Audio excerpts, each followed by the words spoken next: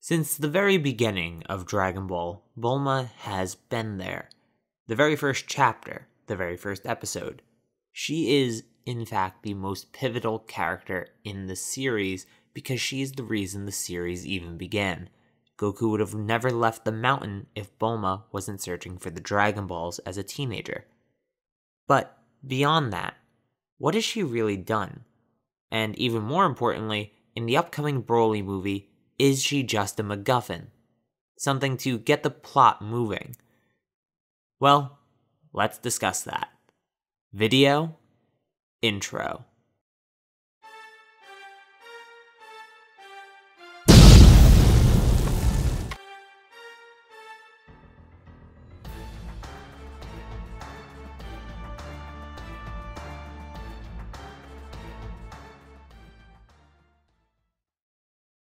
Hello everyone, I'm Carthu and welcome back to the dojo. Today, I wanted to discuss the role of Bulma in Dragon Ball Super Broly and how I sort of feel like she's unnecessary, honestly. But first, we do have this summary, this bio of Bulma and her role in the movie to some degree.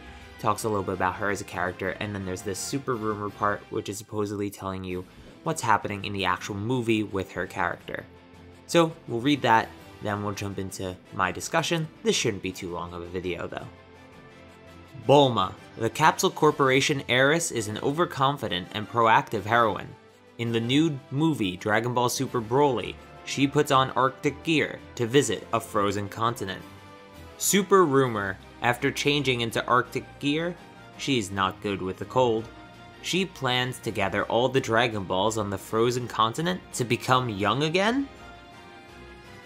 Well, isn't that a selfish wish? I mean, I understand she wants to stay young, she lies about her age and like Battle of Gods and stuff, but really though, it's a really selfish wish. It does put the Dragon Balls all in one space, which I guess is good because it's the place where Vegeta lives, so no one could use them for nefarious purposes. But other than that, all it does is give villains who are stronger than Vegeta the easier opportunity to gather the balls. Now, this movie is about Frieza trying to get a wish, so that could very well be Frieza gathering the balls off of Bulma and then finding the last one. As we know, he finds 6 off of Bulma, who has already found 6, and then has to just look for the 7th. So when I say, is Bulma important or necessary in this movie, the question you have to ask is, could someone else fill her role and not feel like a downgrade? So I would say, could we just have a scene with 6 Frieza soldiers going around and collecting 6 Dragon Balls, and Frieza and Broly just happen to go for the last one and meet Goku and Vegeta, who sense them on their way and try to stop them? I don't see how that's any different. This plot could very easily be the exact same thing without having to rely on Bulma and having her make a selfish wish. Now, saying she's some sort of heroine when she's really not much of a hero outside of her future self, I guess you could argue, but her present self isn't much of a hero. She's actually sort of overconfident and just overestimates her own abilities constantly. That's sort of exactly what this thing says, but it also calls her heroine, but she doesn't do anything heroic. She just overestimates herself and then proceeds to not do anything with it. So, realistically, I'd say that Bulma's actually a negative. It just sort of feels shoehorned in, and I don't know if she's going to have any significant role in the movie. Now, I could be wrong, and maybe Bulma is the reason we win. Bulma is the reason we don't have our heroes die or something. But it does seem like a little bit of a MacGuffin just to have Bulma in there to collect Dragon Balls that are gonna have to be collected anyway. Her having the 6 Dragon Balls is basically just them saying we don't want Frieza's soldiers to do it. It's an easier way of explaining that no one sensed, a bunch of Frieza soldiers. It's easier to just say Bulma did it, right? No one will question Bulma collecting Dragon Balls, but if there's a bunch of Frieza soldiers flying around who have weirdly high power levels, I guess, relative to the population, well, then the Z-Fighters are going to question it and stop them.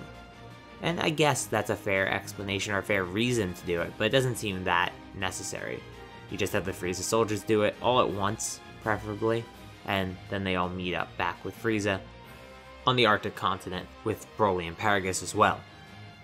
So yeah, overall guys, I think Bulma's role in this movie is actually almost completely unnecessary, superfluous, completely and utterly unnecessary. And especially since the passing of Hiromi Suru, I'm actually pretty surprised that they would try to give her a prevalent role in this movie, as respecting the deceased voice actors is a common tradition in anime. But anyway guys, I'm just gonna stop it there. No need to drag this on any longer, so thank you very much for watching. Leave your opinions, counterpoints in the comments down below, and subscribe if you want more Dragon Ball Broly videos. Hit that notification bell if you want to be notified, and check me out on Patreon if you really want to support me. But for now guys, video, outro.